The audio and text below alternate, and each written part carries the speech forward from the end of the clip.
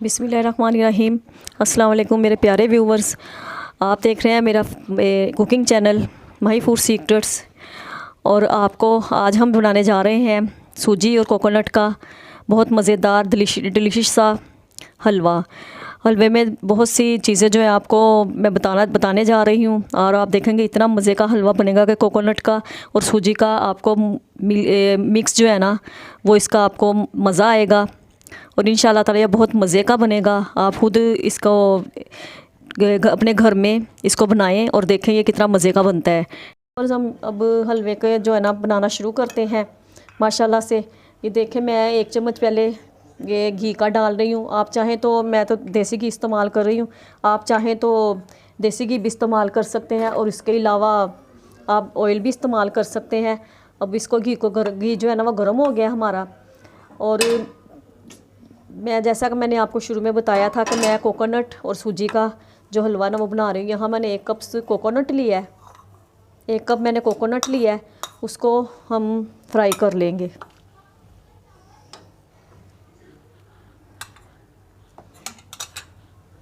Coconut को हम हल्का सा फ्राई करेंगे। फ्राई करने का मकसद यह है कि कोकोनट का जो असल फ्लेवर है ना वो निकल के बाहर आएगा, और वो अपना भी जो है ना ऑयल जो होता है कोकोनट का वो छोड़ देगा। 1 कप हमारा जो है ना सूजी का था, 1 कप मैंने यहाँ कोकोनट का लिया है। बस इसको लाइट सा हम ना फ्राई कर लेंगे।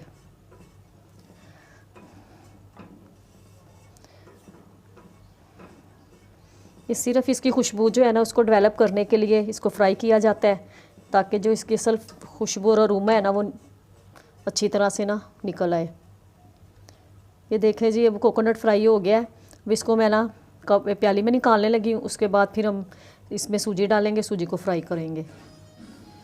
इसमें आधा कप मैंने घी का लिया है। आप अपने क्वांटिटी को, घी की क्वांटिटी को आप कम और ज़्यादा कर सकते हैं।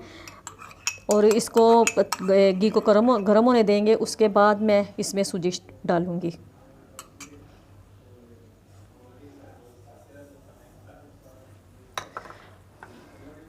सूजी को हम बहुत अच्छा सा जो है ना फ्राई करेंगे।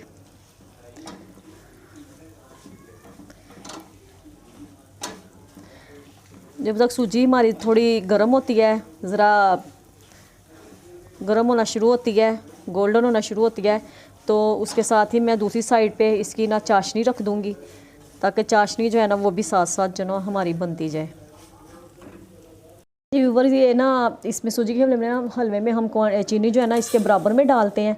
ये मैंने एक कप सूजी ली थी और 1 कप ही मैंने चीनी ली है, और इसमें तकरीबन हम 1 कप पानी का डालेंगे, और इसकी जो क्वांटिटी है ना चाशनी की वो बराबर हो जाएगी। मैंने 1 कप जो है ना इसमें पानी डाल दिया है। अब इसके बाद हम इसके नीचे चूल्हा जला देंगे और चाशनी को ना बनने देंगे।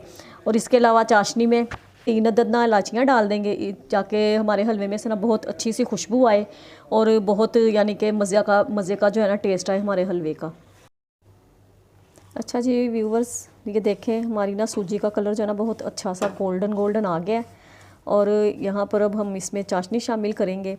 और एक बात मैं आपको यहाँ बता दूँ कि हर चीज़ जो है ना इसकी हमने बिल्कुल क्वांटिटी जो है ना सही तरह डालनी है, जैसे मैंने आपको बताई है। उससे आगे पीछे हुए तो हमारे जो हलवे की जो है ना बाद में जो बनेगा जब, तो वो कभी तो अगर आप क्वांटिटी सही नहीं रखेंगे तो पतला हो सकता है या बहुत थिक हो सकता है।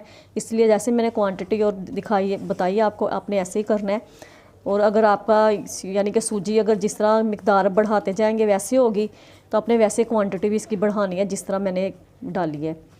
चलिए जी ठीक है, अब इसमें हम चाशनी शामिल करते हैं। अब मैं इसमें ना चाशनी शामिल करने लगी हूँ।